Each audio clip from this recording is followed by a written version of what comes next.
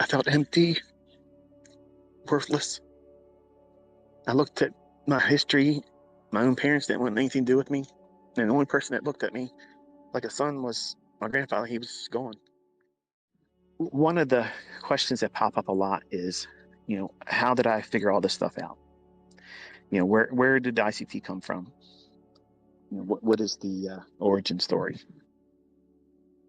In the 90s, when I was younger and I first got into trading, it was a rushed effort because I wanted to become significant. My grandfather had passed away recently, and I was lost. Like, my father figure was gone. I watched this big, barrel-chested, strong Navy man be consumed by cancer, and I thought he could whip anything. And this invisible thing that I couldn't defeat, and he couldn't defeat, and the doctors couldn't defeat, ate him alive. And while he wasn't my father, to me he was. My wife, my wife left me real shortly after that, and I was pursuing computer science. I wanted to be a systems analyst. I hadn't really started any pursuit in trading. And my uncle was constantly hammering on me, my Uncle Stan. From the age of 14 going on to 15, he was telling me all the time, richest people in the world trade futures and options, Michael. Get a good job and do that. And I can look back now and hear how God was placing that on me at a young age then. That was the seeds being laid. I wasn't ready for it. And when I went to work for a Jewish family out in Owings Mills, I was working for them as a vendor. I used to fill up soda machines and candy machines and service the coffee machines and cold food machines. I didn't make very much money doing it. I loved doing it, and it made me want to do that as a business. So I wanted to become an entrepreneur when I was a young man as a martial arts instructor. That's where I thought I was going to go.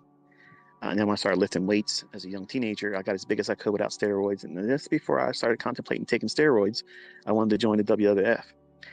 I had a relationship start with my then first wife. And then once I got married, I just lost the pursuit of exercising and lifting weight and getting bigger. And it just became a pursuit of going to school. And I wanted to, be a systems analyst and do that. And in the process, I'm working as a vendor. So I had too many things going on, and I didn't give my first wife the attention that she needed. So I was always at school. I was always at work.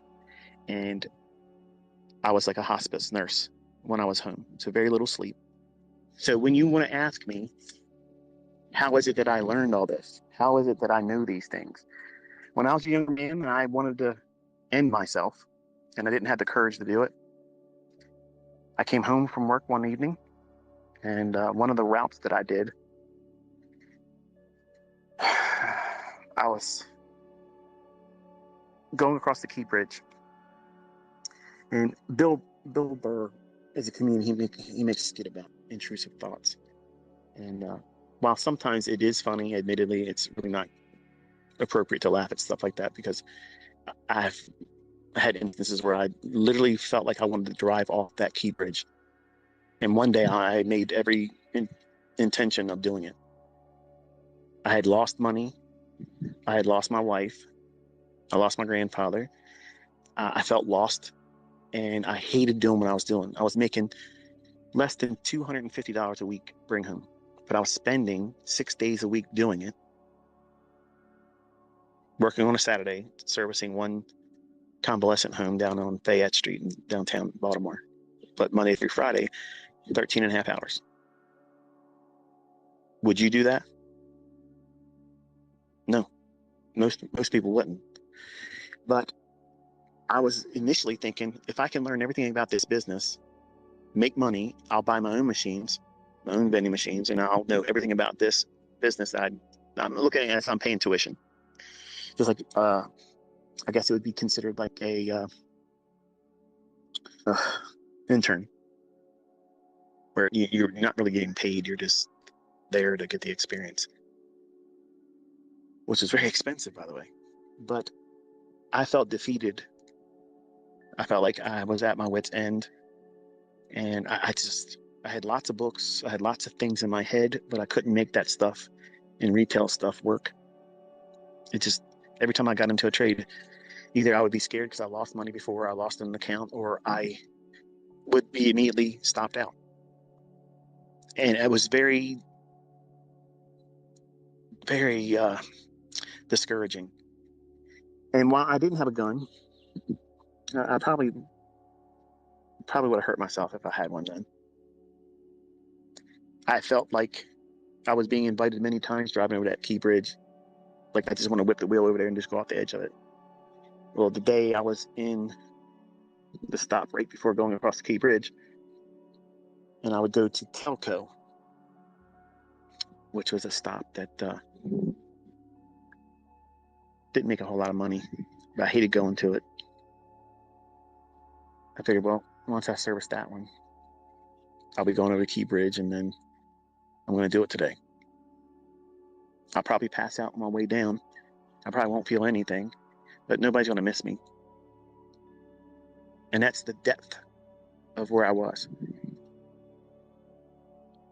Nobody could have reached me. There was no cell phone, no text message that encouraged me not to do it. And I didn't tell anybody I was going to do it. Because listen, folks, if you're going to do it, you're going to do it. People that talk about doing it, they just want someone to say, I love you, don't do that. They don't want to really hurt themselves. But that day I did. I felt empty, worthless. I looked at my history. My own parents didn't want anything to do with me. And the only person that looked at me like a son was my grandfather. He was gone. I had no direction in life. And yes, I believed in God, but that wasn't enough at the time. And I needed to feel some kind of purpose, some reason to be here, because there was no reason for me to want to be here. Some said, go home and don't think about it.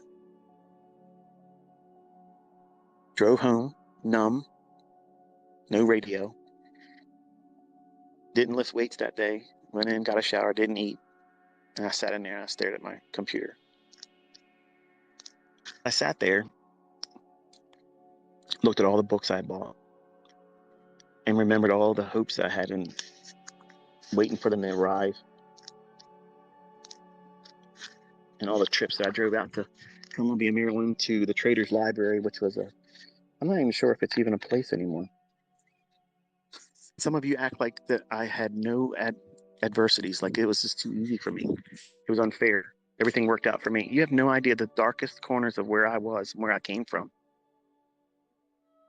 I didn't have the courage to do what I said I was going to do when I got on that bridge.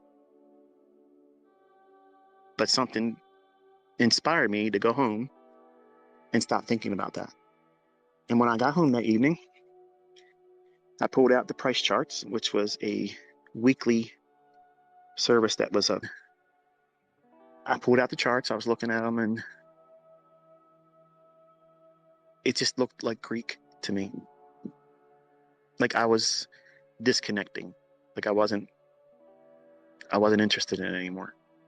For the first time, I looked at these things and said, I don't know what I'm doing. Like I can't see what it is that I'm supposed to see. And I just basically at my wit's end, I said, God, I never really invited you into this. But I feel broken. I feel like I have no worth. And I don't want to be here. I was never more interested in anything else in my life prior to that day than I was in the markets. And in that day, I was ready to disconnect everything. And I just laid it on the line. I said, I know you exist. I know you've been with me, and I know I'm here because of you. But why? Like, what do I have to show for it? Like, I work so hard at this, and I can't get it to work. So I said, I'm going to ask you something. And you know my heart right now, and I mean it. If you open my eyes and my understanding, I swear I'll spend the rest of my life helping other people do it. I closed the charts, and I laid there. I cried until I went to sleep. It wasn't until that weekend I grabbed the charts again. I started looking through them. I was just literally looking at them, having no understanding of what it was I was going to look for. Nothing. And I thought about what I had asked,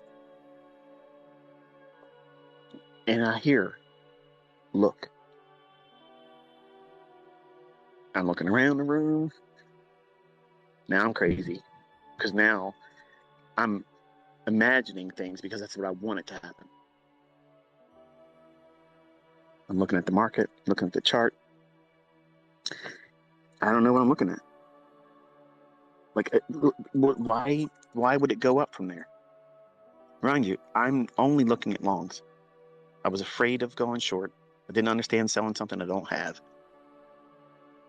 And I would look at these rallies and these points of inception where the market starts to go up, and it was like, it's like reading a foreign language you've never learned before. It's like, what am I looking at? Like, what do I know by looking at that? Look at that. My attention would go to somewhere else on the chart. And I already know that some of you are thinking, this isn't happening. I don't care. I'm not monetizing this. I'm not preaching to you. But some of you want to know. I'm not ashamed of it. I'm undeserving. I think the only reason why he let me see these things is because I asked that I would be gifted that way I could service. I serve with this information. Because to be honest with you, listen, prior to that day, if it would have been given to me, I would have selfishly kept it. You never would have learned any of this.